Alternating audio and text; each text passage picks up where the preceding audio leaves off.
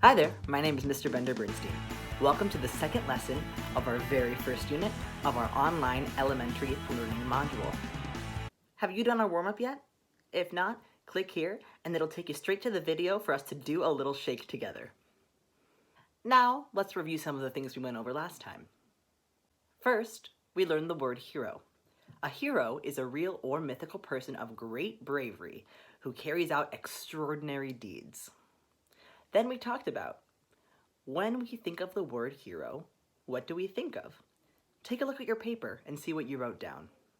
Next, we talked about, what is the difference between a hero and a superhero?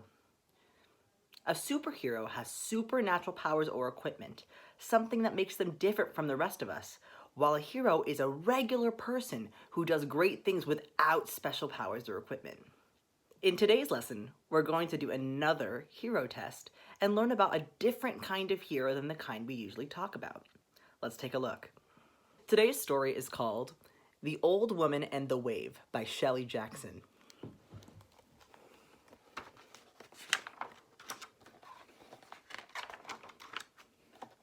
Look, there's a wave.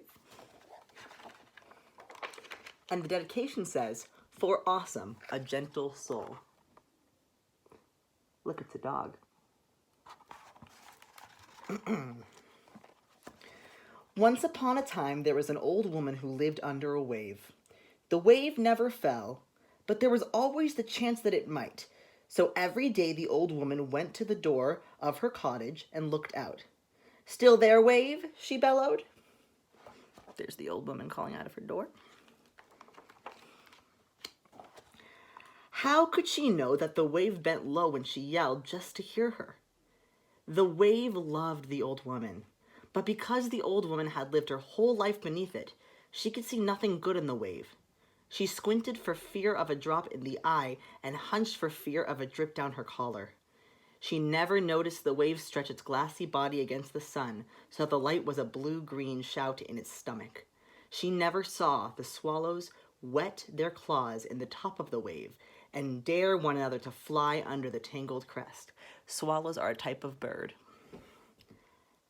"How you can stand to live under that wave, I'll never know," said the old man from down the road. "Drip drop," said the old woman. "I was born here and I'll die here."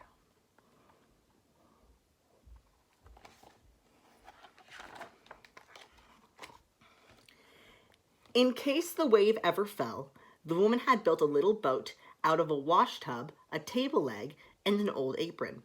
It had a cracked shovel for a rudder and an old broom for an oar. She kept it locked in a shed, and the key swung around her neck day and night. An oar is something we use to push the boat. All over her roof, the old woman had fastened umbrellas of many colors and shapes and sizes, but no matter how hard she tried, she couldn't keep the wave from dripping and dropping into the frying pan in the morning, plunk onto her pillow at night.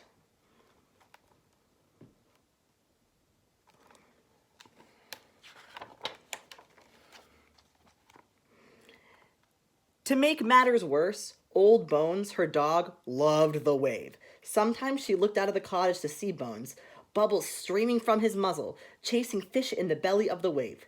"Drip drop," she said. "Shows how much sense you have." Often he slunk home wet from teeth to toenails.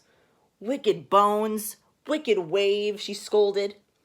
A fish leapt from the wave and landed at her feet. She picked it up and threw it back at the wave, which swallowed it. "Wasteful," she roared.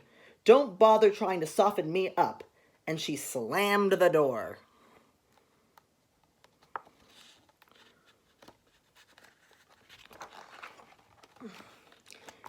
In the morning, the light ran in liquid patterns across the walls of the old woman's cottage, and shadows of fish swam in her window and across her blanket, waking her up.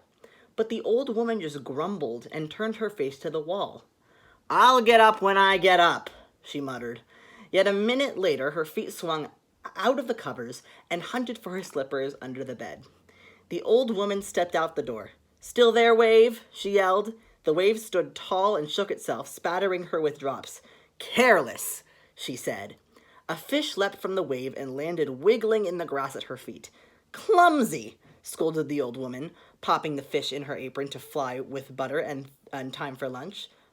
Oh, the fish in her apron to fry with butter and time for lunch. Time is a spice. She was picking pebbles out of the flower beds and tossing them back on the garden path when a wanderer rapped at the gate. The stranger was young and strong and looking for work to do, so the old woman fed her on fish and sent her up to the roof to patch the umbrellas. So here's the young person.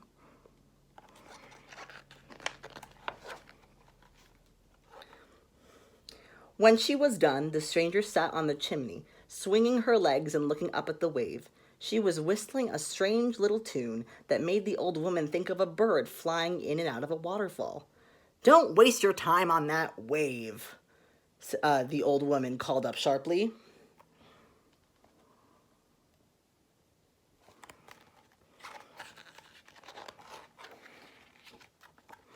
"That wave could take someone a long way if someone wanted to go," said the wanderer, hopping off the chimney. "You're welcome to it," said the old woman. "Take it with you when you go." "I'd like to," said the wanderer wistfully as she climbed down the ladder, "but it's not the wave for me." She settled her hat and marched off down the gravel path. The old woman rushed to the gate to look after her. "But where are you going?" she cried, for she had lived alone in the one house all her days.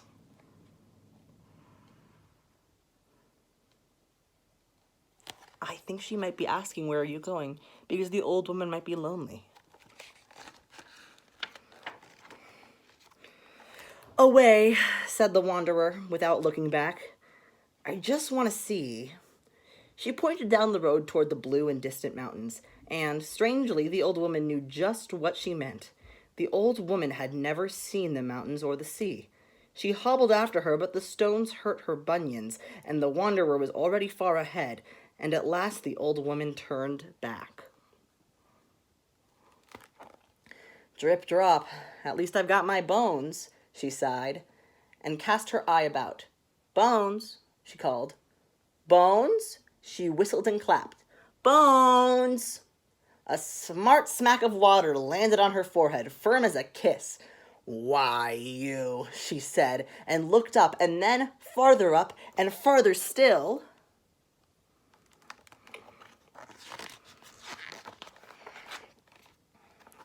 There was Bones, swimming high. He was up where the sun rode, up where the swallows fooled around in the spray. "For shame," she scolded the wave, but the wave stood like a statue as tall as the sky, Bones near the top of it. "Give me back my bones," she roared to the waves, "or I'll tell the sun to dry you up, drip, drop." Look, there's Bones.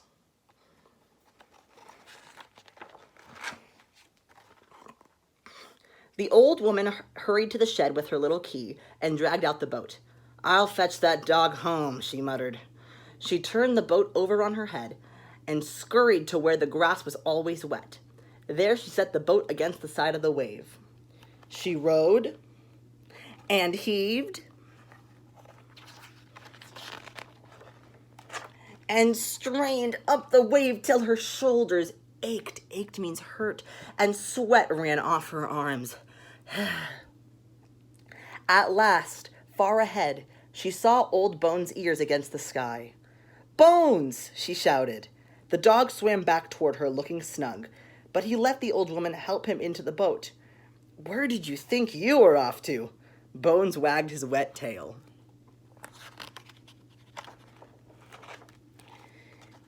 The old woman wiped her face. She and the dog rested at the top of the wave, which murmured and sighed underneath them. The sun soothed her tired shoulders. Lights danced on the wave around her. The blue sky was close enough to touch, and the mountains just a splash and a plunge away. She looked down at the house, stuck all over with umbrellas. Suddenly the old woman laughed. "What a silly thing I am." Bones wagged his tail again. Boom, boom, boom, on the side of the washtub.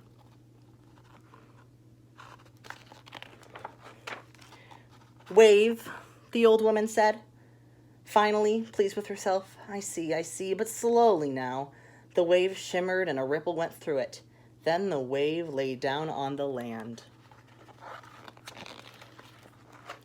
Everything began to ripple and flow. The wave became a river, surging and plunging, swirling and curling and flowing away, away, but never upsetting the boat in which Bones and the old woman rode. Running after, the man from down the road cried, "But where are you going?"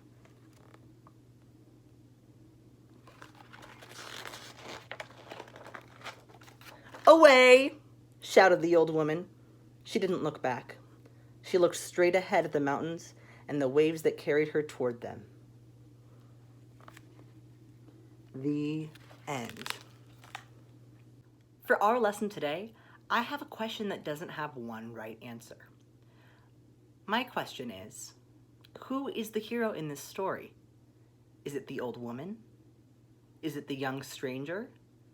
Is it the wave? Is it Bones the dog? Pause the video here, grab your piece of paper, and take a moment to write down who you think the hero is in the story, and maybe also a couple reasons why. Then we can compare our answers.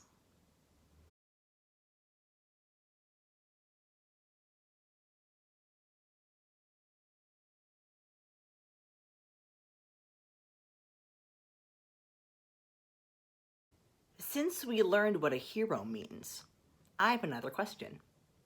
What are some examples of ordinary people who do extraordinary things in real life, either in history or right now, but real people? Pause the video here, take a moment to talk about it with someone in your house, or just jot it down and we'll compare answers in a moment.